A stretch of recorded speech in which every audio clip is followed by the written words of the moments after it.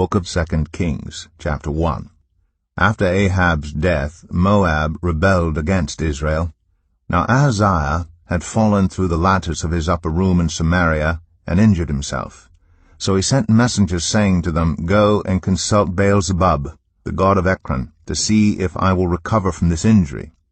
But the angel of the Lord said to Elijah the Tishbite, Go up and meet the messengers of the king of Samaria and ask them, Is it because there is no God in Israel that you are going off to consult Baal-zebub, the god of Ekron? Therefore this is what the Lord says, You will not leave the bed you are lying on. You will certainly die. So Elijah went. When the messengers returned to the king, he asked them, Why have you come back? A man came to meet us, they replied, and he said to us, Go back to the king who sent you and tell him, This is what the Lord says. Is it because there is no God in Israel that you are sending messengers to consult Baal-zebub, the god of Ekron? Therefore you will not leave the bed you are lying on. You will certainly die. The king asked them, What kind of man was it who came to meet you and told you this? They replied, He had a garment of hair, and had a leather belt round his waist. The king said, That was Elijah the Tishbite. Then he sent to Elijah a captain with his company of 50 men. The captain went up to Elijah, who was sitting on the top of a hill, and said to him, Man of God. The king says, Come down. Elijah answered the captain, If I am a man of God, may fire come down from heaven and consume you and your 50 men.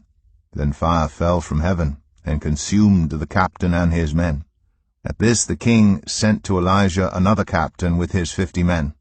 The captain said to him, Man of God, this is what the king says, Come down at once. If I am a man of God, Elijah replied, May fire come down from heaven and consume you and your 50 men. Then the fire of God fell from heaven and consumed him and his 50 men. So the king sent a third captain with his 50 men.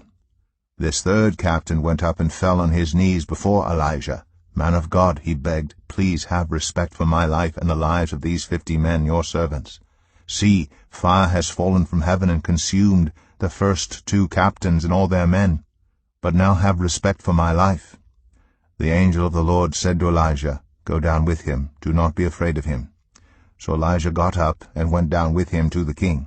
He told the king, This is what the Lord says. Is it because there is no God in Israel for you to consult that you have sent messengers to consult Baal-zebub, the god of Ekron?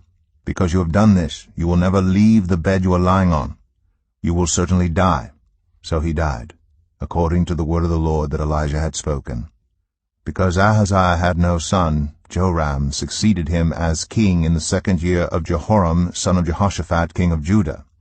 As for all the other events of Ahaziah's reign, and what he did, are they not written in the book of the annals of the kings of Israel?